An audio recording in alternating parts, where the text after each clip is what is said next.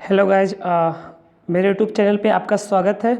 आज हम लोग इस वीडियो में यूपीएससी सिविल सर्विसेज जिसमें आईएएस, आईपीएस, आईएफएस इस सब पोस्ट के लिए जो एग्ज़ाम होता है उसका एग्ज़ाम पैटर्न, एलिजिबिलिटी क्राइटेरिया और किस तरह से तैयारी करना है इसके बारे में डिस्कस करेंगे। ठीक, देखिए, यदि आप 12th इस बार पास हुए होंगे या तो फिर आप नए नए हैं तो आपके दिमाग में एक बात जरूर, आपके मन में जरूर एक बार आया होगा कि चलो आईएएस एग्ज़ाम की हम लोग तैयारी करते हैं। तो पहले ये जान लीजिए कि इसका सिलेबस क्या होता है। बहुत सारे लोग को सिलेबस नहीं पता होता है कि किस तरह से एग्जाम पैटर्न होता है, वो नहीं पता होता है। ठीक ना, तो आइए हम लोग बारी बारी से डिस्कस करते हैं इसमें कि एलिजिबिलिटी क्राइटेरिया क्या होता है और एग्जाम पैटर्न क्या होता है, और फाइनली हम लास्ट में ये बताएंगे तैयारी किस तरह से करना है और कौन सा बुक आपके लिए यूजफुल होगा। चलिए ठीक है, चलो वीडियो को शुरू करते हैं। वीडियो शुरू करने से पहले आपको एक छोटी सी रिक्वेस्ट करना चाहते हैं, यदि पहली बार इस चैनल पर आए तो सब्सक्राइब कर लीजिएगा, वीडियो अच्छा लगे तो लाइक जरूर कीजिएगा और शेयर भी करना मत भूलिएगा। ओके, चलिए, तो सबसे पहले हम लोग बात करते हैं एग्जाम एलिजिबिलिटी क्राइटेरिया। तो यदि देखिए, सबसे पहले हम एज लिमिट का बात करते हैं। यदि आप जनरल कैटेगरी के हैं तो जनरल कैटेगरी के हैं तो आपका एज लिमिट जो है वो 21 से 32 ईयर्स, यानी कि 21 साल से 32 साल के बीच में आप आराम से कभी भी इसका फॉर्म फिल कर सकते हैं। ओबीसी है तो 35 साल आपका एज है, 21 से 35 साल के बीच में आपका एज है, एज लिमिट है। एससी एसटी है तो 37 साल, 21 से 37 साल तक आपका एज लिमिट दिया गया है। ठीक, नंबर ऑफ अटेम्प्ट यानी कितनी बार आप एग्जाम दे सकते हैं। यदि आप जनरल कैंडिडेट हैं तो 6 अटेम्प्ट आपको मिलेंगे, यानी 6 बार आप एग्जाम देते हैं। ओबीसी है तो 9 अटेम्प्ट, एससी एसटी है तो इसका कोई लिमिट नहीं है, बस फाइनल एज लिमिट तक 37 साल की उम्र तक आप जितनी मर्जी उतनी बार दे सकते हैं। ठीक, तो इस तरह से हो गया आपका age limit, number of attempts. अगर हम बात कर लेते हैं एजुकेशन क्वालिफिकेशन पे तो इसके लिए ग्रेजुएट दिया गया है। आप कोई भी एनी स्ट्रीम से, मतलब कोई भी सब्जेक्ट से आप ग्रेजुएट किए, आपका ऑनर्स पेपर कोई भी हो इसका कोई मतलब नहीं लगता है, बस आप सिर्फ ग्रेजुएट हो। और एक बात और इस पर ध्यान दीजिए, बहुत सारे स्टूडेंट को होता है ना कि ग्रेजुएशन में कि मार्क्स कम है या तो सेकेंड डिवीजन है, तो इस तरह से वो, और या तो कोई अदर हिंदी ऑनर्स हो गया या कोई ऑनर्स हो गया, तो वो लोग सोचता है कि नहीं दे पाएंगे। ऐसा कुछ नहीं है, इसमें कोई लिमिट नहीं है, आप सिर्फ ग्रेजुएशन पास होनी चाहिए, सिर्फ पास। कितना मार्क्स है इसका कोई मायने नहीं है, और कौन सा आपका ऑनर्स है इसका भी कोई मायने नहीं रखता है। चलिए, इस तरह से अभी हम लोग देखे हैं एलिजिबिलिटी क्राइटेरिया। ओके, ठीक है, चलिए आगे हम लोग बात करते हैं एग्जाम पैटर्न के बारे में। देखिए, यूपीएससी एक सिविल सर्विसेज की जो एग्ज़ाम होती है वो 3 स्टेज में होती है।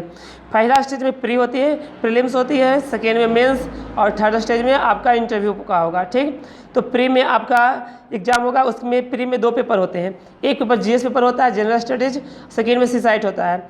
जीएस स्टडीज में आपका आता है, सबसे पहले हिस्ट्री से आता है सवाल, वो भी वर्ल्ड हिस्ट्री नहीं आता है। यहाँ पर ध्यान दीजिएगा, वर्ल्ड हिस्ट्री उसमें नहीं आता है, सिर्फ इंडियन हिस्ट्री के बारे में आपको पढ़ना पड़ेगा जीएस में फर्स्ट प्रीलिम्स के लिए। फिर वर्ल्ड हिस्ट्री आपको मेंस में मिलेगा। फिर साइंस एंड टेक, फिर आपको पढ़ना पड़ेगा। फिर उसके बाद ज्योग्राफी, इन्वायरमेंट एंड इकोलॉजी यानी पर्यावरण और परिस्थिति, आपको इसका तैयारी करना पड़ेगा। पॉलिटी भी इसमें आती है, इकोनॉमिक्स, और फिर फाइनली करंट अफेयर्स और इंटरनल रिलेशन। आपको ये सब पेपर आएंगे जीएस पेपर में। ठीक, ये 100 क्वेश्चन आएंगे और 100 क्वेश्चन पर क्वेश्चन 2 मार्क्स का होगा, यानी 200 मार्क्स का होगा, और आपको टाइम दिया जाएगा 2 घंटा। देखिए, एक बात ध्यान दीजिएगा कि जीएस पेपर से ही आपका मेंस में जो होगा आपका मेरिट बनता है, जीएस पेपर से ही बनता है। सीसाइट में सिर्फ आपको क्वालिफाई करना है, सीसाइट का जो मार्क्स होता है उसका आपको ऐड नहीं होगा, उससे मेरिट नहीं बनेगा। सिर्फ आपको 30%। सीसाइट में क्या होता है, आपको रीजनिंग पढ़ना पड़ेगा, रीजनिंग एग्जाम होगा, मैथ वो भी अप टू 10th स्टैंडर्ड तक ही होगा। फिर आपको कॉम्प्रिहेंशन मतलब एक आपका पैराग्राफ दे दिया जाएगा, उससे रिलेटेड आपको 4 से 5 क्वेश्चन दिया जाएगा, वो आपको सॉल्व करना है। ठीक, तो उस तरह से ये कॉम्प्रिहेंशन हो गया। देखिए, सीसाइट में आपको क्या 80 क्वेश्चन रहेगा, पर क्वेश्चन 2.5 मार्क्स का होगा, ये भी 200 मार्क्स का होगा। इसमें आपको सिर्फ 33% मार्क्स लाना है, जिससे आप क्या कर सकते हैं, क्वालिफाई कर सकते हैं। सिर्फ आपको क्वालिफाई करना है, इसका मार्क्स मेरिट में नहीं जुड़ता है। ठीक, मेरिट बनता है सिर्फ जीएस पेपर के साथ। तो जीएस पेपर में आपको 200 मार्क्स का होता है, इसके अनुसार ही आपका मेरिट बनाया जाएगा। ठीक, तो इस तरह से अब देखो, इसमें ध्यान सीसाइट में क्या करना, यदि आपका मैथ रीजनिंग अच्छा है तो कॉम्प्रिहेंशन पर उतना ज़्यादा आपका टाइम देने की जरूरत नहीं है, बस इसमें क्वालिफाई तो करना है। या तो आपका कॉम्प्रिहेंशन अच्छा है तो आप मैथ रीजनिंग दोनों में से एक पेपर, 3 में से कोई 2 पर आप मेहनत कर दो, आपका सिर्फ क्वालिफाई हो जाएगा। ठीक, तीनों पे करने की जरूरत नहीं है। तो इस तरह से स्टेज 1 होता है प्रीलिम्स, जिसका सिलेबस ये रहा। उसके बाद स्टेज 2 में अगर बात करते हैं तो आपको आता है मेंस। अब स्टेज 2 में मेंस का एग्जाम होता है। मेंस के एग्जाम में देखिए क्या होता है, पेपर फर्स्ट में आपका एसे होता है, एसे 250 मार्क्स का होता है। फिर जीएस पेपर 1 में आएगा, पेपर 2 में आता है जीएस पेपर 1, जिसमें हिस्ट्री, वर्ल्ड हिस्ट्री जो उसमें था इसमें आ जाता है, वर्ल्ड हिस्ट्री भी आ जाता है, ज्योग्राफी, फिर इंडियन सोसाइटी, ये आप करता है 250 मार्क्स का। पेपर 3 में जीएस 2 आता है, जैसे polity, social science, justice, governance, फिर इंटरनल रिलेशंस, इस तरह से रिव्यू आता है कितना 250 मार्क्स का। पेपर 4 में जीएस 3 आता है, जिसमें economics, science and tech, internal security, disaster management, आपदा प्रबंधक भी आता है, यानी कि 250 नंबर का। फिर उसका पेपर 5 में आता है एथिक्स आपका भी आता है 250 नंबर का जीएस पेपर 4 में। और यहाँ पर ध्यान दीजिएगा, पेपर 6 और 7 ये क्वालिफाइंग है, ये आपका मेरिट में इसका मार्क्स नहीं ऐड होता है।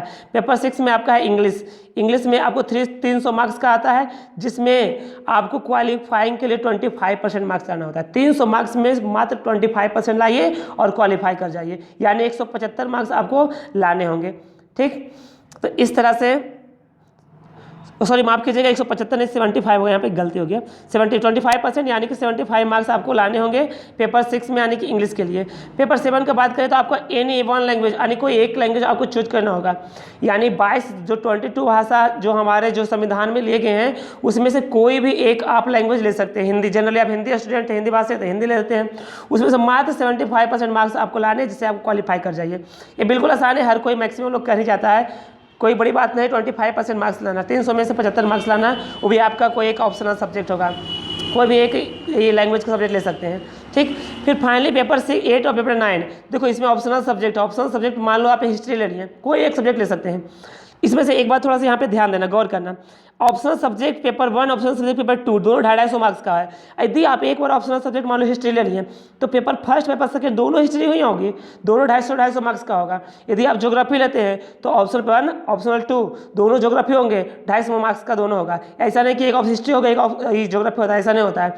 जो ऑप्शनल लिए वही दोनों पेपर 1, पेपर 2 दोनों होगा। तो इस तरह से टोटल मार्क्स हो गए 1750 मार्क्स, जिसमें से पेपर 1, 2, 3, 4, 5, 8 और 9 का मार्क्स जोड़ते हैं। पेपर 6, पेपर 7 जो दोनों पेपर है ये सिर्फ क्वालिफाइंग है, इसमें सिर्फ आपको क्वालिफाई करना है, इसका मार्क्स बिल्कुल भी नहीं जोड़ता है। यानी 1750 में मार्क्स में से ही आपको मेरिट बनेगा इंटरव्यू के लिए। ठीक, अब इसके बाद जो अगला सेशन होता है वो होता है स्टेज 3, ये स्टेज 2 था, ये स्टेज 2 था। स्टेज 3 में जाइएगा तो इंटरव्यू के लिए आपको बुलाया जाएगा।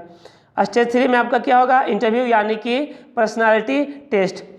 इसमें से देखिए इंटरव्यू टेस्ट कितना मार्क्स का होता है, 250 मार्क्स का होता है। अब एक बात जो हम फाइनली आपको एक बात और बता देते हैं, इसमें से थोड़ा ध्यान से सुनिएगा कि ग्रेजुएशन में आपका कम मार्क्स है, इसके बारे में टेंशन ही नहीं लेना है, इसमें कोई मायने नहीं रखता है। हाँ, अलग बात है कि इंटरव्यू पूछा जाएगा कि आपका मार्क्स कितना कम क्यों आया है, इसका कारण बताइए। ठीक, तो अगर इस इंटरव्यू के 275 मार्क्स जोड़ दी जाए तो टोटल होते हैं 2025 मार्क्स, यानी 2025 मार्क्स के आधार पर आपका जो मेरिट है वो आईएएस एग्जाम में बनेगा। ठीक, तो यानी कि अगर आप 12th पास किए हैं, अगर आप नए हैं तो आप बिल्कुल बेहिचक होकर इसकी तैयारी कर सकते हैं। आसपास बहुत सारे नेगेटिविटी भरे होंगे, बहुत सारे लोग बोलते होंगे ये बहुत हार्ड है, ये होता है। देखिए बेसिकली इंडिया का टॉप मोस्ट एग्जाम है तो थोड़ा सा टफ तो होगा ही। देखिए टफ होने का कारण है, इसका रीज़न क्या है आपको बता देता हूँ। सबसे पहली बात है कि इसमें जो इसका जो वैकेंसी है, जो सीट है वो लिमिट है, सीट बहुत कम होती है। दूसरी चीज़, इसमें बैठते हैं बहुत सारे जो MBBS है, डॉक्टर्स है, इंजीनियर है, IITian होते हैं, बहुत सारे लोग इसके एग्जाम में बैठते हैं। इस कारण से इसका लेवल थोड़ा सा हाई हो जाता है। ऐसा नहीं कि आप नहीं निकाल सकते, बिल्कुल निकाल सकते, बशर्ते आप में जज्बा होनी चाहिए। ठीक, तो इसलिए आप यहाँ पर देख लीजिए फाइनली स्टेज 3 में ये इंटरव्यू था, पर्सनैलिटी टेस्ट था, इसमें आप क्वालिफाई करते हैं तो टोटल 2025 मार्क्स का आपका है, इसमें से आपका मेरिट बनता है। आइए अब जरा बुक के बारे में डिस्कस कर लेते हैं, किस तरह से तैयारी करनी चाहिए। देखिए इसका तैयारी करने के लिए अगर बुक्स की हम बात करें तो सबसे जो अहम चीज़ है वो आपका जो बुक्स जो है वो NCERT सबसे, क्योंकि सिलेबस अगर बदलती है तो चाहे कुछ भी हो जाए ये तो नहीं बदलेगा, तो NCERT सबसे बेस्ट है। आप क्या कीजिए, NCERT books class 6 to 12 class 6 to 12 सारे बुक्स आपको पढ़ने पड़ेगी, अच्छे तरीके से पढ़ने पड़ेंगे, एकदम बिल्कुल एक एक बारीकी से पढ़ना पड़ेगा। इसके बाद ही आप सोच सकते हैं कि इसका क्लियर हो सकता है। ठीक, अगर हम बात करते हैं सब्जेक्ट वाइज, तो अगर हम सबसे पहले हम हिस्ट्री की बात करें, अगर हम हिस्ट्री का बात करें सबसे पहले, ओके, तो आप क्लास 6 से लेकर 12 तक जितने भी है हर बुक का, हिस्ट्री का बुक आपको पढ़ना पड़ेगा 6 to 12। इसी तरह से ज्योग्राफी हो गई है, ज्योग्राफी का भी, इकोनॉमिक्स में 6, 7, 8 का इकोनॉमिक्स नहीं होता है, तो उसमें 9, 10, 11, 12 ज्योग्राफी पढ़ना होगा।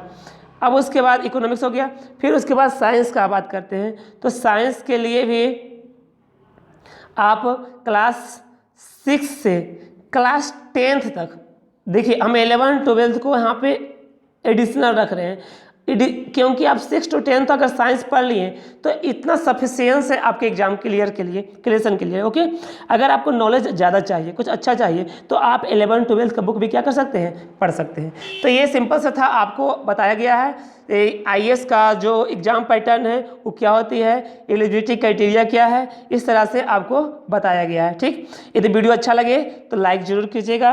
आपको वीडियो देखने के लिए बहुत बहुत धन्यवाद।